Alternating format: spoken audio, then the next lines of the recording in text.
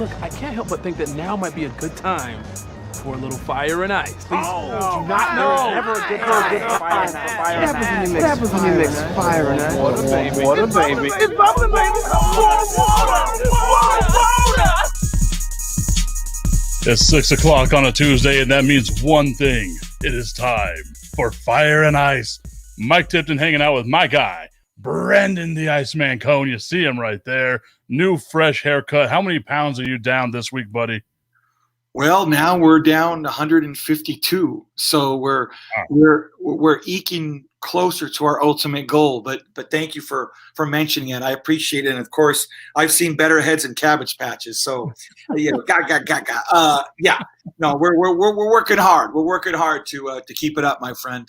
I think you're a good-looking bald guy, though. Like, not very many bald guys can pull off the actual bald look. So you're looking good with it.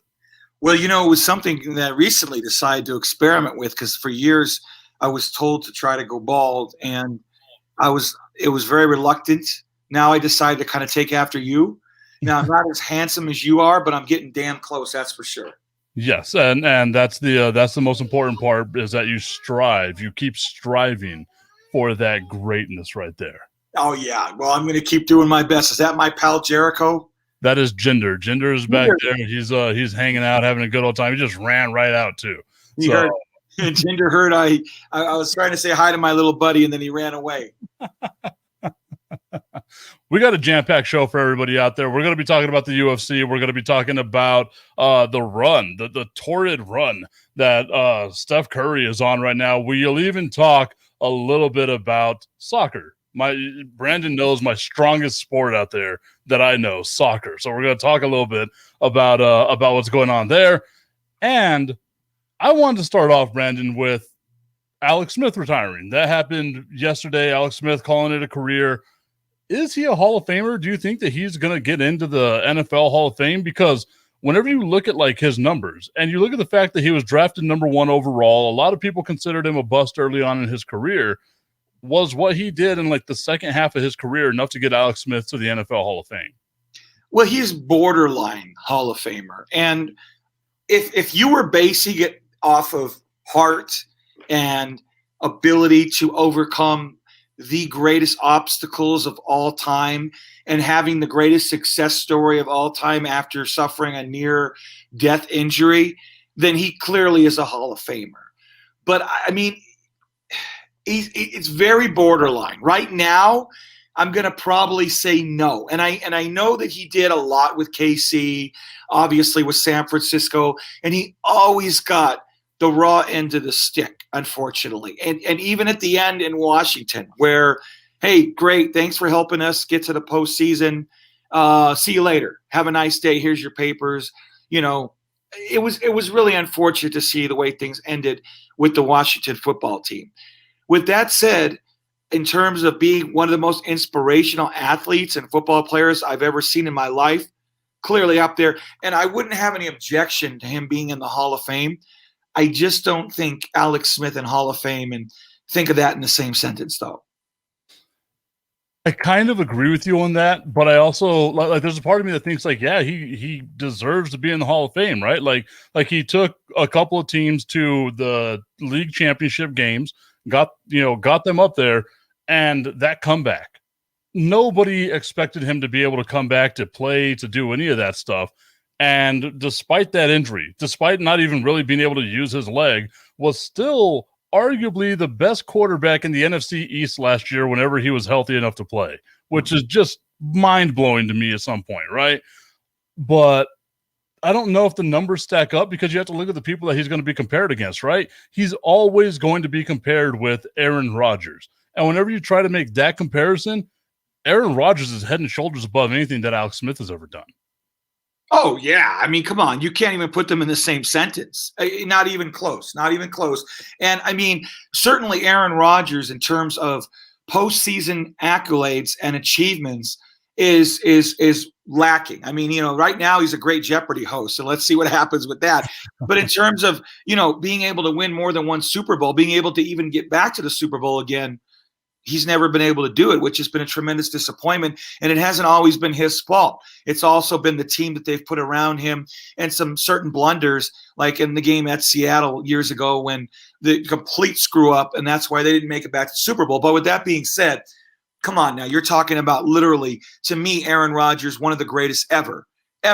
And especially what he's done year after year after year, regular season, even postseason, not being able to win another one, but he's got one. He's got one, and that's the main thing there that you have to remember. So wouldn't put them in the same sentence, statistic-wise, in general. Alex Smith's numbers, nothing impressive. 199 touchdown passes, didn't even get over 200 with that. The comparable players that they have here for him: Tony Romo, Mark Brunell, Matthew Stafford, Joe Theismann, Boomer Esiason, Mike Vick, Jim Everett, Steve McNair, and Ken Stabler.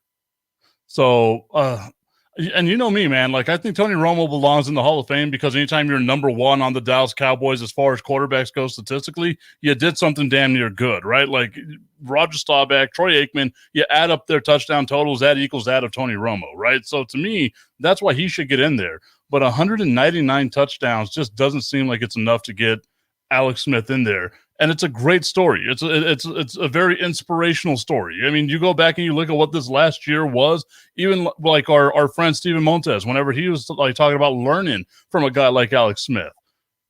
I just don't know if that's enough to get him where he ultimately wants to be, which is the Hall of Fame.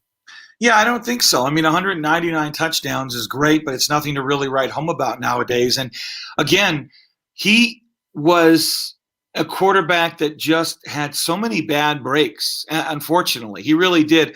I mean, look, he could have won that Super Bowl with San Francisco, and I know they lost to Baltimore. And then KC, I mean, he's mentoring Mahomes, and then they kick him out. There were just so many bad situations that he ended up in. But gosh, remember how great he was in college. And I mean, being, a number one draft pick, that's something to brag about in itself. But ultimately, when it all comes down to is it's all a statistics game. It's all a numbers game. And I just don't feel that his numbers are worthy and merit a Hall of Fame entrance. Well, our guy, Alex Smith, we'll see what happens with him. A hell of a career. Great job on him for being able to bounce back. People don't realize that the first 7 years in San Francisco, 7 different offensive coordinators. That's hard to overcome, man. That's super hard to overcome. Another thing that's going to be hard to overcome, Brandon, and you know how much this warms my heart whenever we get to talk about the University of Texas at El Paso. A thing that we saw from them, Brandon, I don't know if you have it pulled up, if you want to read it yourself, but UTEP seems to be in a little bit of trouble right now, Brandon. What the hell happened over there? Well, I'll tell you, and I first broke this to you earlier on today. So the NCAA today said that it was placing UTEP's football and softball teams on 1-year probation and fining the university $5,000 for rules violations. And basically cited by the NCAA, they said they exceeded the allotted practice time and having too many coaches involved with practice. So, I mean, talk about, being micromanaged. Talk about a slap on the wrist. I mean, we're talking about UTEP here. We're talking about a horrible, crappy football program that could practice 100 more hours a week and still wouldn't be any better, at least nowadays. And to be able to fine them $5,000 and say, okay, no postseason next year, and then incorporate softball as well in there. I mean, I'm not going to lie. It's almost comical that this crap happened to me. And then I'm hearing it today, and you and I were talking about it. But come on! I mean, are you kidding me? Seriously. What a friggin' joke. If there's ever a school for this to happen to at a certain amount of time, like in just any time frame of that school's existence, it's UTEP right now, right? Because there are no expectations for UTEP to go to postseason play. So this isn't going to affect what happens in the rest of this year. And I don't want to sound like I'm dumping on softball. I don't know if softball's been any good over the last couple of years, Brandon. Maybe you can, let me know on that. I don't think they've been in consideration of being even like Conference USA type, tournaments or anything like that. But there was going to be no postseason play for them as well, right? So to the NCAA, if UTEP was like Duke or if UTEP was, another school that actually had success would this even be a thing? Because I feel like it wouldn't, right? Like a $5,000 fine, maybe for UTEP that'll break the bank. Maybe we'll see what happens going forward. But Brandon, we have a special guest today. Would you like to introduce our special guest? We do. We have Jessie Almanzar. She is the assistant wrestling coach at Austin High School and trains in the MMA and in boxing and has a wealth of knowledge in the UFC. Jessie, welcome to Fire and Ice. Thank you. Thanks for the invite, and good to see you both. It's good to see you as well, Jessie. Thank you so much for joining us. As Brandon said, we're going to talk a little bit about the UFC. I'm not big on the UFC, so maybe you could be the one to sway me over here. Brandon tells me that you train in the UFC, so let's give a little bit of or like boxing and stuff like that, MMA type stuff. Let's give a little bit of love to where you train at. Where do you train at? Well, actually, in February, after I got my vaccine, I returned to the gym, and I am now training at the Wolves Den. The Wolves Den. That even sounds intimidating. Sounds scary, it's a great place. It has a fully set up weight room that is super fancy, and I think the Rhinos actually train there as well. That's their home gym, I guess.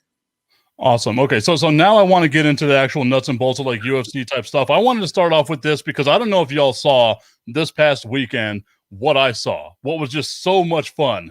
The Triller Fight Club with Snoop Dogg, with Jake Paul, with Oscar De La Hoya just out there ripped off his mind. God knows what Oscar De La Hoya has been on the last couple of months. For him to call out Mike Tyson is just insanity to me.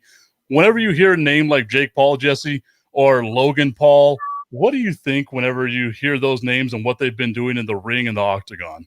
Well, clearly we know that they're YouTubers. That's what they're known for. But I mean, they have their skills. I mean, they have the free time to dedicate to training, and it shows. He's also been fighting guys a lot smaller than him, so it'd be cool to see him against maybe someone maybe more physically compatible or closer to his size, anyway. But I mean, to get out there though, I mean, people argue, but they're fighting. All right, so UFC 251. This card is huge. I mean, literally, what I've heard, and this, 3 title fights on this card that could literally reshape the trajectory of the welterweight, strawweight, and women's flyweight divisions. Okay, going to be in Jacksonville, Florida, at an arena that President Dana White actually allowed it to take place at because it's going to be 100% capacity, Jessie, 15,000 fans. First time since UFC 248, since March 7th of 2020, that we're going to see a full arena for a fight and for a bunch of fights. Your thoughts on it being at a sold-out UFC arena there? Having the no crowd definitely changed the vibe of the fights. And so some fighters liked it, some didn't. They kind of feed off of the energy of the crowd. So that's definitely going to have, in football, you have the 12th man, but in the arena, I mean, I know some of those fighters do feed off of that energy. And as far as the 3 title fights, it sells itself, with having that. And actually, Trevor Whitman, who trains Kamaru Usman, Rose Namajunas, he has another fighter on there too. He's going to be actually cornering 3 fighters, so that's a big deal for coaching standpoint. But yeah, it should be. Actually, the last time we even saw the defending champion was in the 125. I'm sorry, the strawweight was when she fought Joanna, which is probably has been called one of the most exciting fights or one of the best fights in UFC history, not just in women's division, but overall. Well, that was the greatest fight in UFC history. And Joanna looked with that welt on her forehead. I mean, tip, there.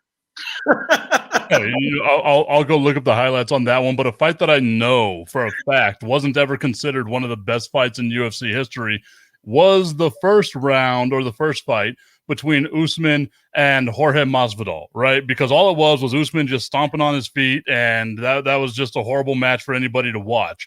If you're Masvidal, you know that Usman's probably going to go in with the same or a similar plan to that. How do you combat something like that? It should definitely be a different fight for sure.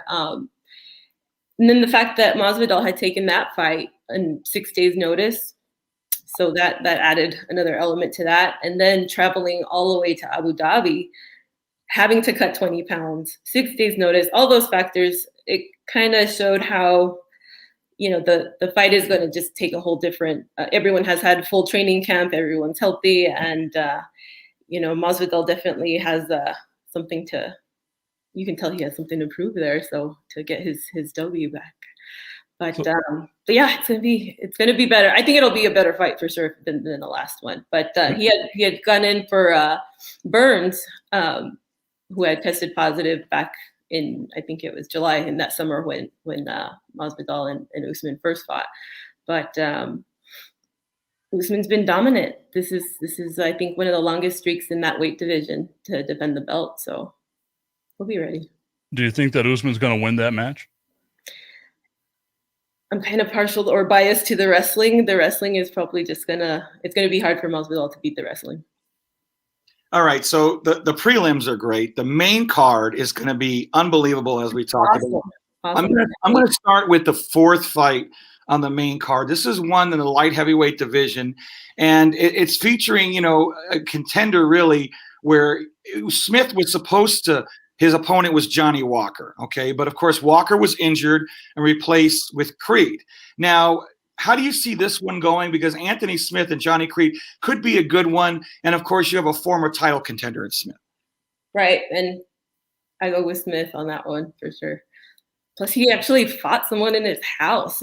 Not too long ago, he actually had a home invasion and had to take care of business, which when you're woken up out of the sleep, I don't know that that's an ideal situation, but yeah. Is that like one of those situations? You guys remember the movie? What was it? Clint Eastwood in the movie with the car, Gran Torino. He did the Clint Eastwood. You ever come across one of those people you shouldn't have fucked with? You remember that, guys? I mean that. So it's like you don't break into a UFC fighter's home, right, Jesse? Last time I checked, I'd say not somebody who's fought John Jones. I mean, that's probably. Should have picked the house next door. Well, you shouldn't break into anybody's house, Brandon. Don't. Yes, exactly. But don't break into a UFC fighter's home who's fought Bones. That's all I have to say. Yeah. So Jesse, you train, you're partial to wrestling, you do all that stuff. Have you ever just like seen somebody acting tough and you walk by, you're like, oh, I could take that guy in a heartbeat? Actually, when I used to go out and watch pay-per-views, I kind of overhear some casual fans talking or kind of mansplain things, and it's like, okay. I just keep eating my wings. Look, let me just say that Jessie is not one to mess with. She's one of the toughest girls I've ever met in my life. She's shown me a few things, which I appreciate recently, trying to get in better shape, which thank you for that tremendously. And I'm going to be as tough as you one day. When I grow up, I want to be as tough as Jessie Almanzar. But let me just say, okay, that you are one tough girl, and I know you're doing a great job. Now, I'm going to ask you about another fight with Chris Weidman, the former UFC middleweight champ, and of course he's taking on Uriah Hall. Now, it was supposed to take place UFC 258 in February, but as you noted, Weidman received a positive COVID test. So now this is going to be very interesting because this is a rematch from back in 2010 as these two ended up fighting in the Ring of Combat event for the actually organization's middleweight bout where Weidman won with a TKO. You see this going similar or different in that way? I kind of know as awesome and talented as Weidman has been throughout his career. He seems to be on a little bit of a decline, and I don't know. I have to go with Hall on that one. He's just the knockout power and the speed that Hall has. I think it goes that way. Interesting. Okay, so we're going against Weidman. Okay. Let's see if that comes to fruition. I'm very interested about that. Well, hold on, Brandon, because you seem like you disagree with that. Like I do. I like Weidman. He beat him 10, 11 years ago. I think he's defending. He's the former middleweight champ. I'm going to go against you, Jesse. I got Weidman in that one. I mean, your very first point being he beat him 10 or 11 years ago means literally nothing. Hey, yes, you're right. That doesn't mean anything, but he's the former champ. And I don't know, there's something about Weidman. I have a feeling he's going to take this one. Well, I would say this: if you beat someone 10 or 11 years ago, they're stewing on the fact that you beat them 10 or 11 years ago. They're probably going to go in there ready to just bring it to you. So that's the route that I would go if I was beaten 10 or 11 years ago. I would do that, Brandon. So I think that might backfire on you. Of course, I don't know much about either two, so I'm going to go with Jess because she seems to be the one who's more knowledgeable. I've seen how many L's you've taken in the NFL season, so I'm not hitching my wagon to you, Brandon. A match though that I wanted to get some information on here. Maybe Jess can explain the two fighters for me. Is Valentina Shevchenko and Jessica Andrade. First off, who are they? Explain what their styles and things like that to us, and then who do you have ultimately winning that bout? I'm going with Shevchenko on that one. She is a world class, I think is probably even an understatement, Muay Thai fighter. And, you have the powerful Andrade, but I think she's just going to get outclassed by Shevchenko. Yeah, it's going to be interesting, that one, especially if you think Andrade, she's coming off that impressive first-round stoppage over Krukigan. I don't know how to pronounce the girl's name. I probably screwed that up royally, didn't I, Jesse? I don't okay, know. So I'm asking, she was a former strawweight champion. Right. Could be a hell of a fight. I mean, but I agree. I think Shevchenko takes it. I actually agree with you on this one for a change.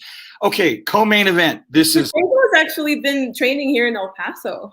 Really? For local fighters. I know she's been out at Zen Martial Arts, and they have. I didn't know that. That's really cool. Yeah. Well, Yeah. It's a big deal. Did you go out there fangirl on it or anything like that? Or were you kind of just sitting back like, okay, this is going to be my next competitor? I found out on Instagram only. Yeah, I know. I'm staying safe away from that. I mean, this is big time. Just the fact that she's out here training with some local fighters is super exciting. But yeah, check out Zen's Instagram. You'll see all that action. Really cool. I did not know that. Okay, I'm going to talk about the co-main event. So Zhang, who actually she's making her second title defense, and you talked about when she's fighting Rose. Of course, the epic win over Joanna, which to me was the greatest, especially the greatest women's fight in UFC history, but I would say arguably the greatest fight I've ever seen in UFC history. It was a shame anybody had to lose that fight. So here we go. She's got her second title defense against Rose, who's been talking some mad trash now recently about the first Chinese champion's home country, calling her what? She's saying better off dead than red, referring to the fact that she's from a communist country in China. That's some mad shit she's talking. I don't know. I think that Rose may get her tuchus kicked here. You know what I mean? Ah, man. And so Rose is known for her namaste, calm, all about, she's a very, very much a martial artist and graceful and is not one to really engage in any talk. So I think she did make some comments that were construed that way. She does have roots in Lithuania. But yeah, it's really not like her to talk a whole lot of smack, back and forth. But she is coming back with no surgery, actually. So this is her first fight since then. And then back when in the strawweight, when she was defending the belt, she took a really, really nasty turn on her neck, and Andrade basically threw her on her neck, and she KO right there. And that was a pretty, it was scary to watch for sure. And so coming off of those two things, and then she is ready to take the belt, and I think now she's refocused, and she's gonna have to deal with that power though. And I don't know, that makes me kind of nervous as far as the no surgery, and then pretty much going up against the heaviest striker, or like the most powerful striker that the strawweight division I think has seen. What are you thinking here? Knockout, TKO, distance? What happens here? I'm rooting for Thug Rose. I really am. I mean, she's such a graceful artist. I think that the technique, they both are technicians for sure, but I think Rose's footwork and her coaching is gonna come in handy there, because I think she'll be able to evade those powerful strikes from. Are you as surprised as I am with the fact that Brandon is on a first name basis with all of these fighters, or do you think that he's just afraid to try to say their last names? Well, Namajunas is probably as far as I go with the pronunciations. Otherwise, Joanna is Joanna, and she was pretty clever at adding the champion to her name. But yeah. Well, hey, I'm not as cool. Look, I'm not as cool as Jesse is. I'm not getting happy birthday messages from GSP, for crying out loud. That was awesome. It was a cameo. Whatever, it still was awesome. It was. I watch it from time to time. I bet you do. I probably watched it. I don't know. I've lost count. GSP, by the way, one of the greatest UFC fighters of all time, the Canadian. He specially made a video for Jesse and wished her a happy birthday back in February. So I was like, whoa, like Keanu Reeves in The Matrix. That was cool. So would that be like the number one guy? Is George St. Pierre like the guy for you, or like maybe even a Conor McGregor, somebody like that, Daniel Cormier, anybody like that, or is it just George St. Pierre? I think overall, GOAT-wise, it's GSP for me. Brandon, who would yours be, Brandon? What do you mean? Who would he be? He would be the greatest of all time in his weight class. No. Who would you want to send you a cameo for your birthday? Oh, I'd say Bones Jones. That'd be kind of cool. What if we could get away, like Bones Jones just comes down to El Paso, gets you in the ring, and we see what happens? What, are you kidding me? I wouldn't even get in the ring with Jesse, much less Bones Jones. What am I, nuts? You think I want to get my tuchus kicked here? No, just as a fun sparring session. You get to say you were in the octagon with him. Look, here's the thing. The Iceman is melting, but I'm still a big fella, and I can't move that fast, for crying out loud.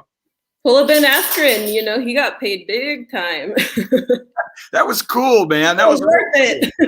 Yeah, exactly. So, okay. Go ahead, Tip. Well, I was going to ask you about that. Like, so that's referring to the fight with Jake Paul, going and like that whole thing.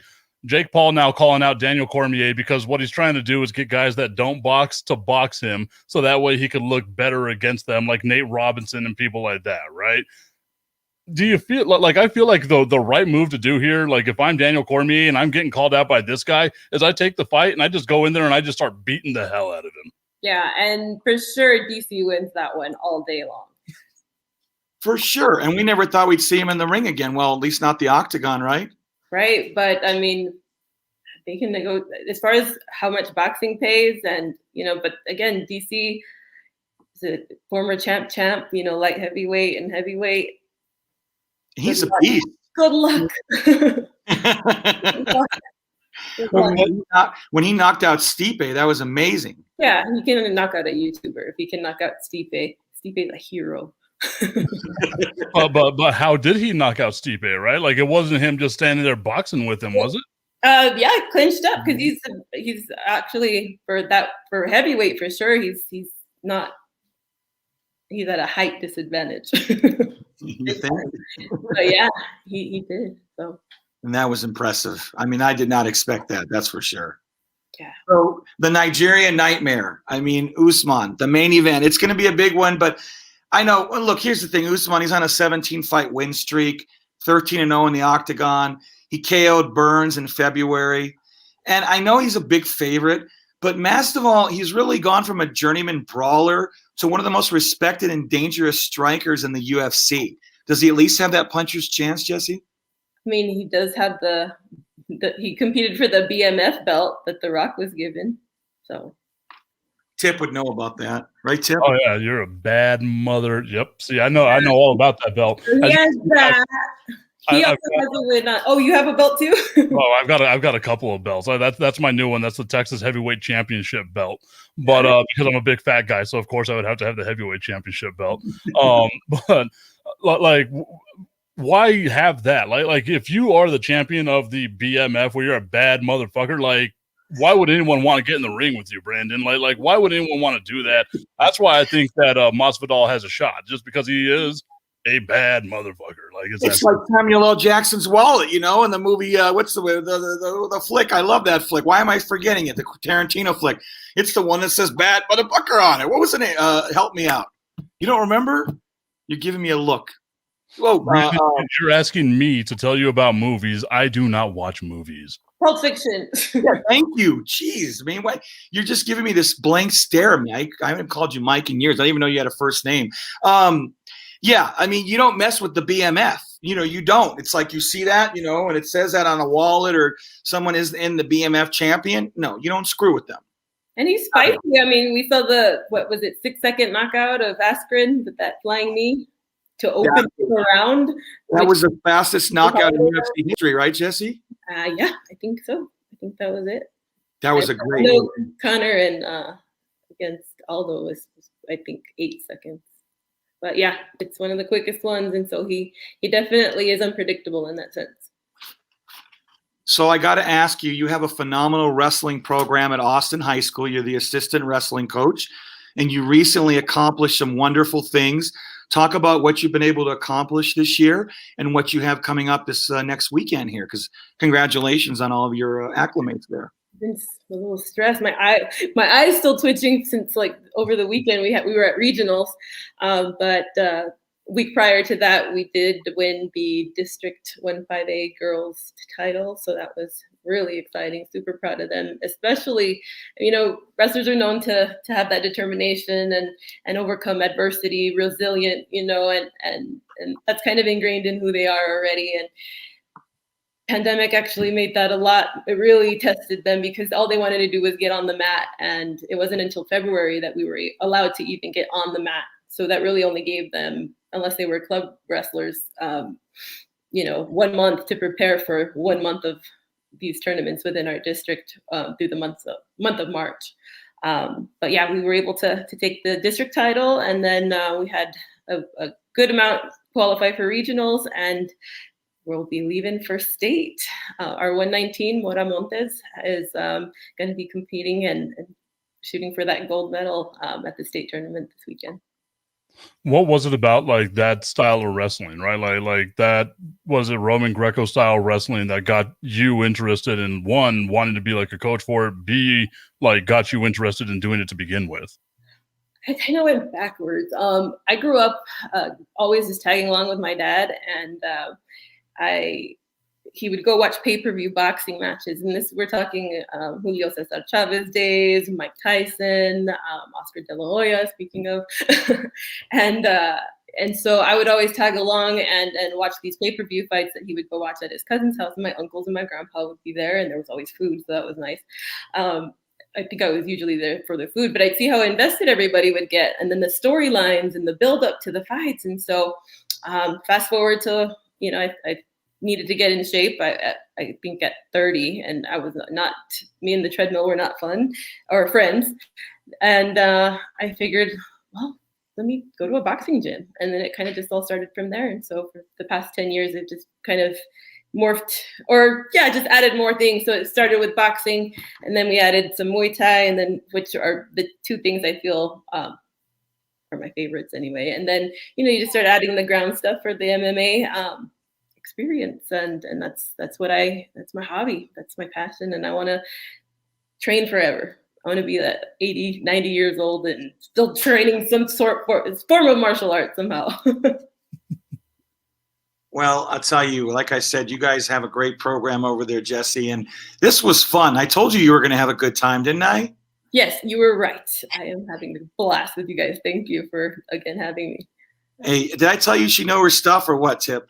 Oh, you did, but I mean, you also questioned it. So now I want to question how much stuff you know, because I'm going with her. All the stuff that she said, what happened on the fights, I have written them down. I'm going to see if they happen. I will call her out if they don't happen. You know the way I do it, Brandon. Oh, but if she is correct, I feel like you owe her own BMF belt. Like she needs to just walk around Austin High School with a BMF belt. You making me make a bet with Jesse? Is that what you're making me do on the air? Really? That's what it seems like, yeah. I was down for Whataburger, but okay. All right, Whataburger it is then.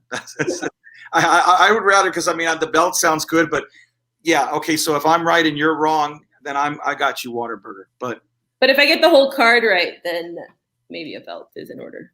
Okay. That's what I would say. Maybe, yeah. She probably deserves a belt. Tip, can I borrow that belt? No, it's not one of my belts. It's not one of mine. No, Brandon. You got to get it on your own. Do your own thing. Okay, understandable. I guess that's fair enough.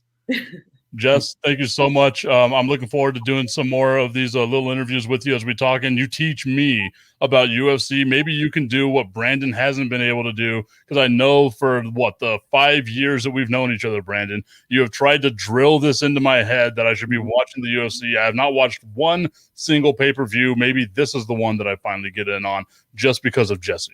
You have to. And Jesse, we can't wait till UFC 262 next month. We're going to have you on again and break it down. I think they're in the Rocket City of Houston, if I'm not mistaken. And I believe maybe full capacity too, as far as the crowd. So, well, I'm gonna be excited to have you on again for that one. Okay. I look forward to it. Thank you. All right, you, Jesse. Thank you.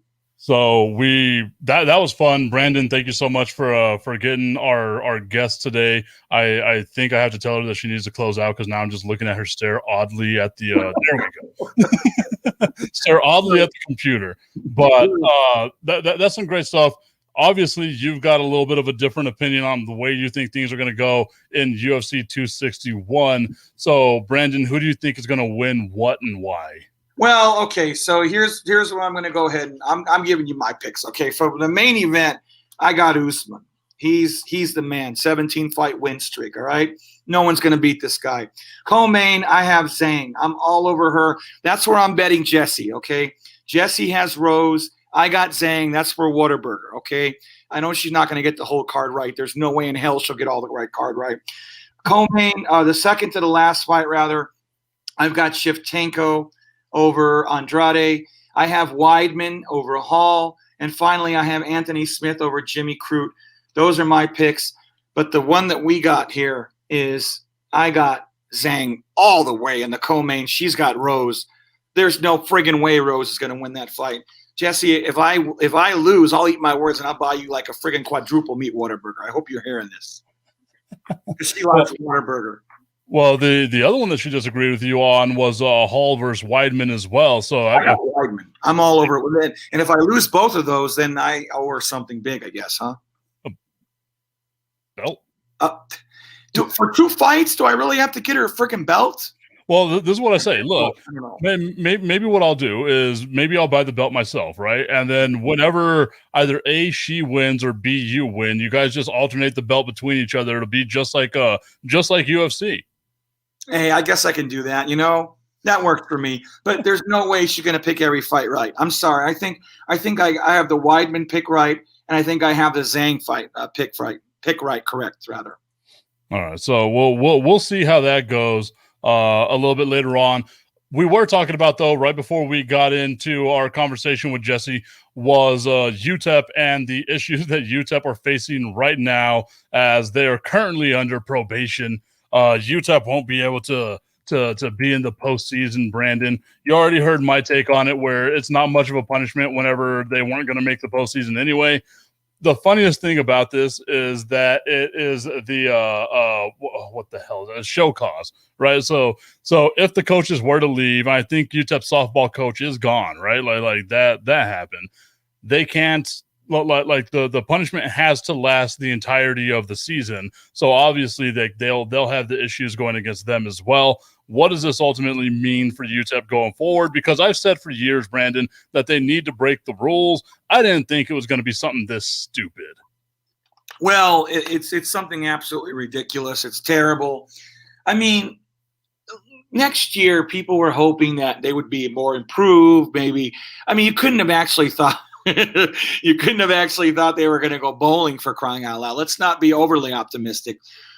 It's embarrassing, but it's stupid embarrassing, because they were very minor infractions that you don't bust a program over, okay?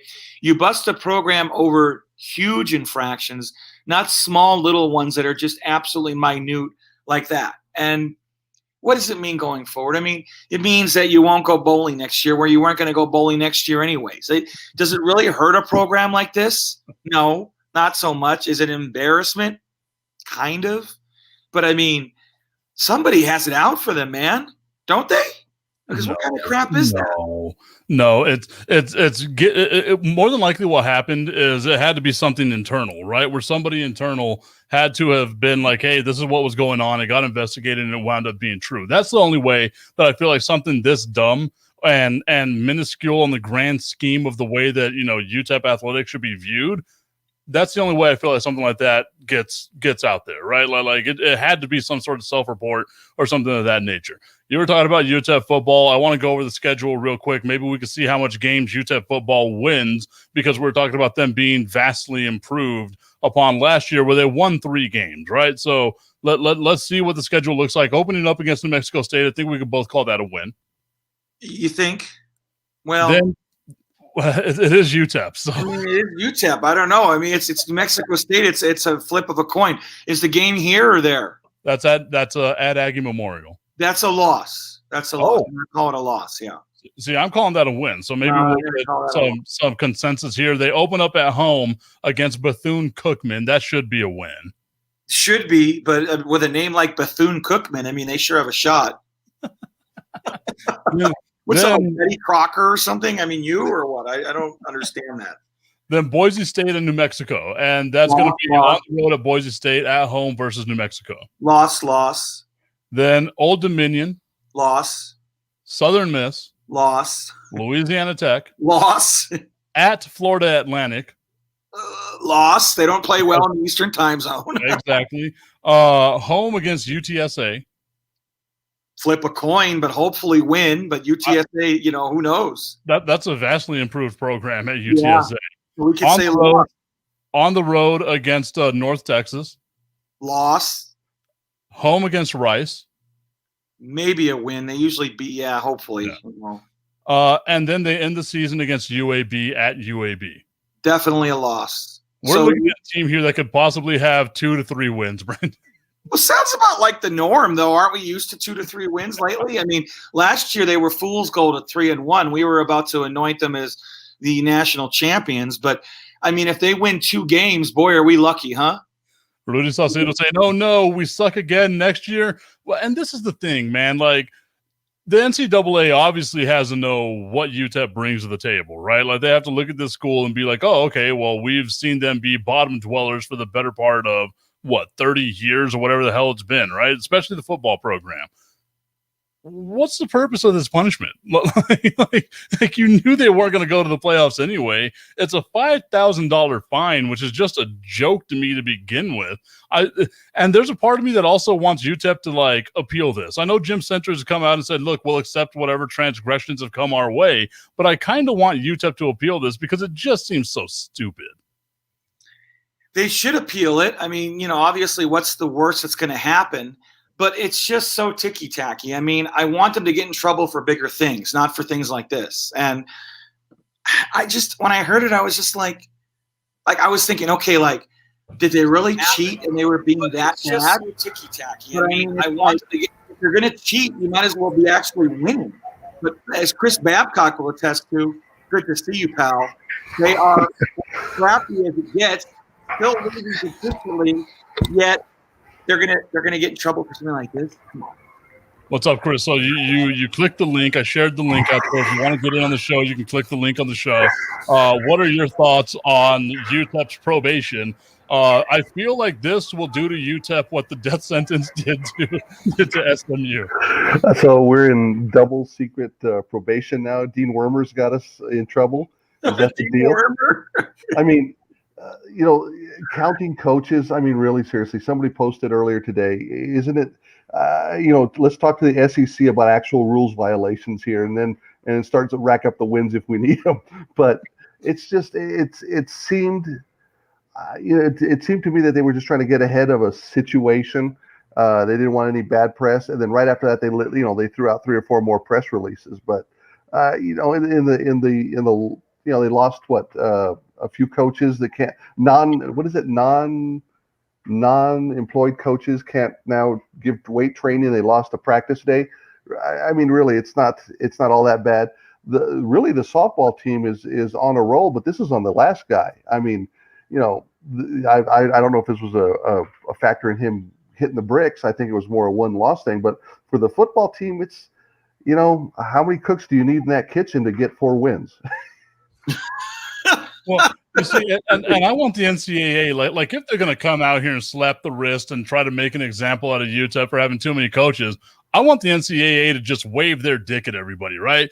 Take away the 3 wins from you. Vacate some wins, UTEP. That's what I want to happen.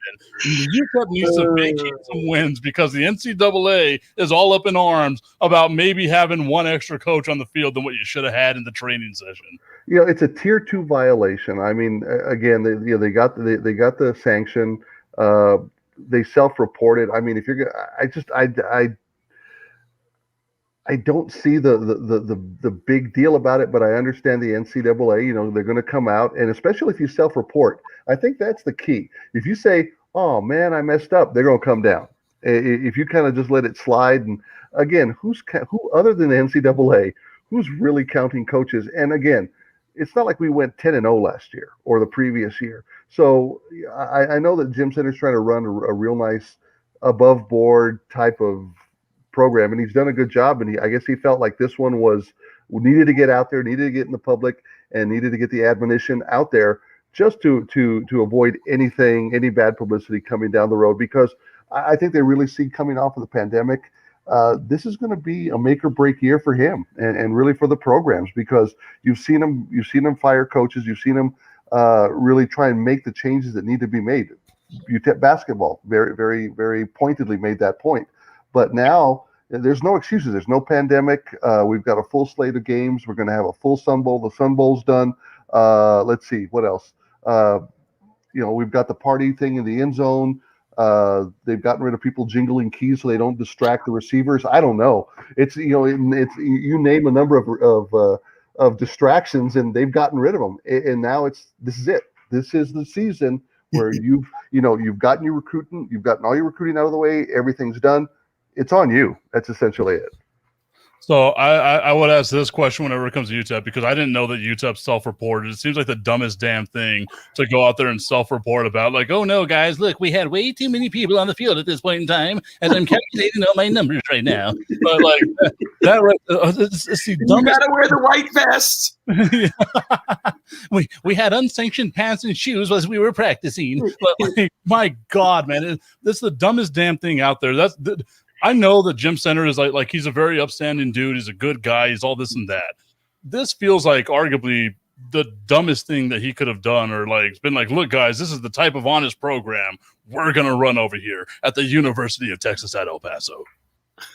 Brandon, I mean, you know the program as good as I do. I think, they're really trying to tiptoe around any negativity, anything that could be construed as being a negative mark against the school. And okay, you did it.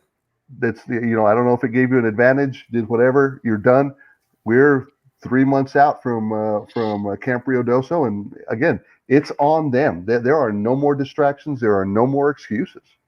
They want to detract from any negative marks that could happen to like the school and all that stuff. Win a fucking game. How about that? All right. That's the bottom line, is that if you're going to win a damn game, then you can sit there and brag, hey, guess what? We got our slap on the wrist. But if you're going to be as shitty as they are consistently, you can't brag about a damn thing. I'm sorry. And yes, I just tip, you and I haven't been on the field in 3 years because we have to wear that stupid white thing. You know what I mean? Here's the deal. Again, the New Mexico State game is the yardstick. I mean, I say it, and I've said it on here, and we have the drunken comments at Wingstop and wherever else we're talking about sports. If New Mexico State in both basketball and football is essentially playing in New Mexico's 7A football, high school, I mean, let's face it, if we can't beat New Mexico State, there's something wrong. There's really something wrong. And now Bethune-Cook, okay, you got to put a cupcake in there sooner or later. But man, these cupcakes have been coming back and biting us in the ass every single time. They've been giving us the runs, and not in the good way. I didn't know there was a good way to have the runs, but okay, that's interesting. And I'll tell you, that game at NMSU, New Mexico State, to be politically correct, that's no gimme, because we know how UTEP struggles on the road, and that does count as a road game. So. Yeah, that the time difference between here and Las Cruces, it's a killer, man. Yeah, it's 3 seconds. I get disoriented every time I get into Las Cruces. So when it's like, whoa, what day is it? I will say this, Brandon, though, in their defense and UTEP's defense, not only are they bad on the road, they're also kind of bad at home. So, I mean, it's what we've come to expect from them. I kind of like, and y'all know how I am, right? Like, I'm super realistic when it comes to this team. I will make my jokes and all that. I want the sun and the heavens to open up and shine down upon UTEP, and I want UTEP to go undefeated, just so that way they can miss the postseason, and it actually means something. Like, they need to have a perfect season that goes by the wayside, so that the self-reporting bullshit that Jim Center and them wanted to try to do can actually pay off in some sort of manner. Because if they're just going to go out there and win possibly 2, maybe 3, I'm going to say a single game this year, it's kind of pointless.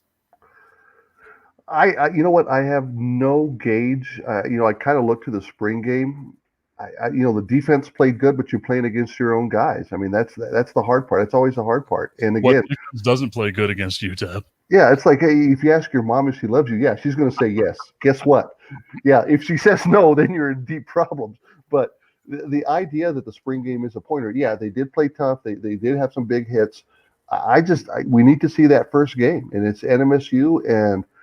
That one really, I mean, having NMSU game 3 is a little bit easier. I mean, I know we're not playing Texas or Tennessee or anybody, but that's a risk. It's a big risk opening with NMSU, and if you poop the bed, that does not set a good attendance for your next few games.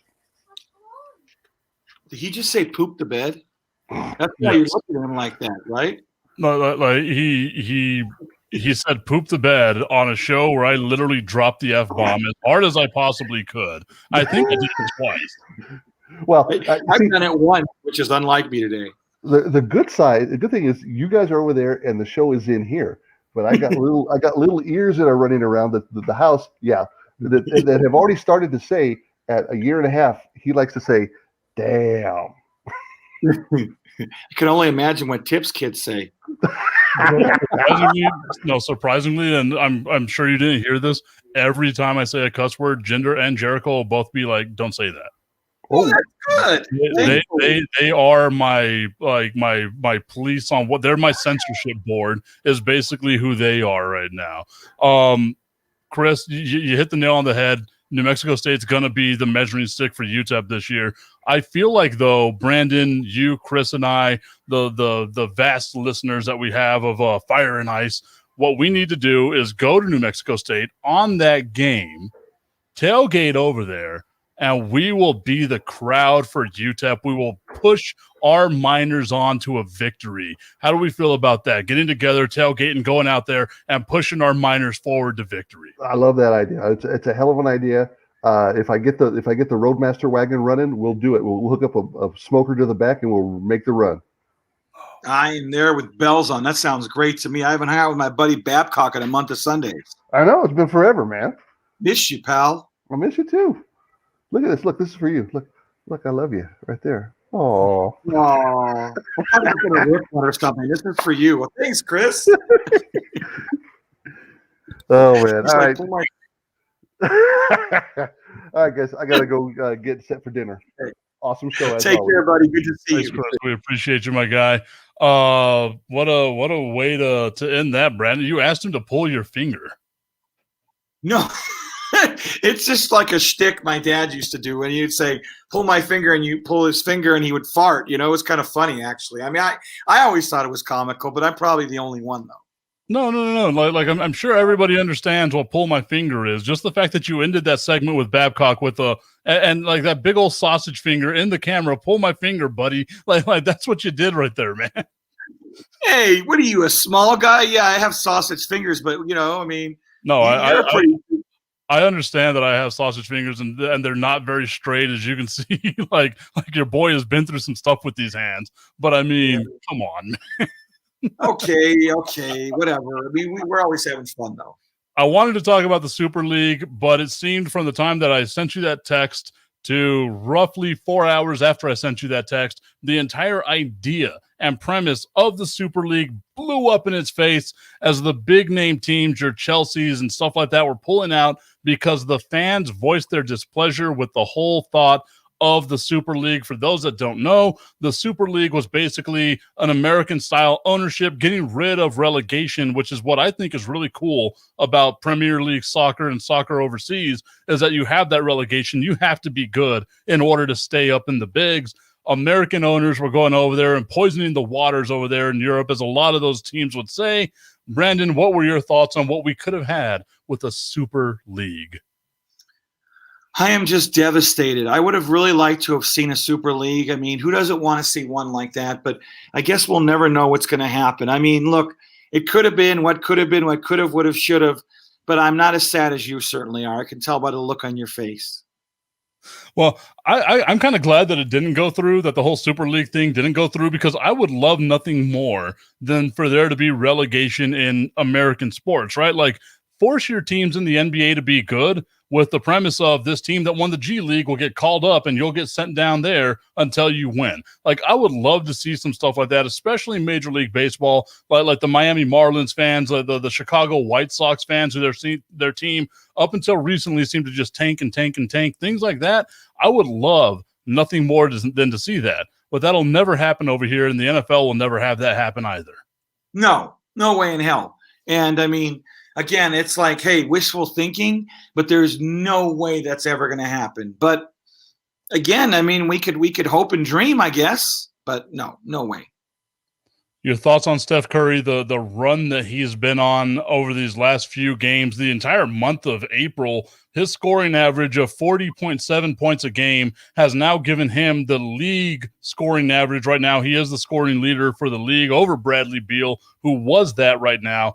What are your thoughts on what Steph Curry's been doing?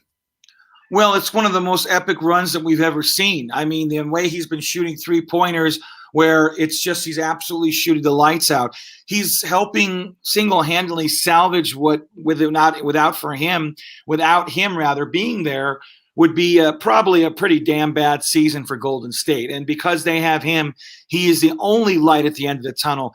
I'm going to say with great certainty, we all know he's the MVP of not only that franchise, but of the, oh my God, look who it is, but of the NFL and NBA in general. He is clearly the MVP, but the run he's going on is the likes that we may never see again. It's just surreal. Before we get to Augustine, I want to reel off some things here of what Steph Curry has done just this past week, okay? 49 points last night, became the first player in NBA history over 33 years old with 11 straight 30-point games. Kobe Bryant had the previous record at 10 straight in 2012. He also finished with 49 points again against the Sixers. It was his fifth 40-point game in 1 month. That passed Kobe and Michael Jordan for the most 40-point games in a single season by a player that was 33 years or older. His last 5 games, he has had 30 points or more, and 4 of those 5 games, he hit 10 or more three-pointers. That gives him 5 games with 10 or more three-pointers for this stretch, 6 this season. The next closest player for their entire career is Klay Thompson at 5. The dude is absolutely insane, man. Yeah, he's unbelievable. And like I said, he is helping Golden State salvage the season, literally. He is keeping them afloat. And I mean, it's just going to keep up the way he's been playing. It's so entertaining to watch him the way he's been playing right now. Hey, also, Brandon, but he looks tired, man. He looks really tired, though. He does look tired, of course. I mean, if you were averaging 40+ points a night, you'd be tired too.